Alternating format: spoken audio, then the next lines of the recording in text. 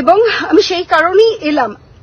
বাইকটা আমার গাড়িতে যাদের ওর টাচ হয়েছে হওয়াতে ও এসে আমাকে, আই ওয়াজ ড্রাইভিং, আমাকে এসে নক করে।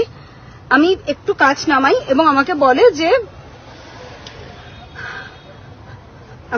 দরজা খুলতে, সাদার্ন এভিনিউতে। ওকে, আমি বলি যে দরজা আমি খুলবো না। আমি অবভিয়াসলি আমার একটা মহিলা হিসেবে আমার একটা সিকিউরিটির ব্যাপার আছে, আমাকে হি ক্যান মলেস্ট মি। তারপরে সাদার্ন এভিনিউতে, সাদার্ন এভিনিউতে এসে ঘুষি মেরে আমার গাড়ির কাঁচ ভেঙে দেয় এবং আমি এখান থেকে উঠতে পারছি না।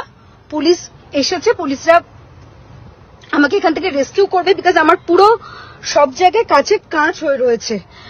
আমি এখান থেকে বেরোতে আমার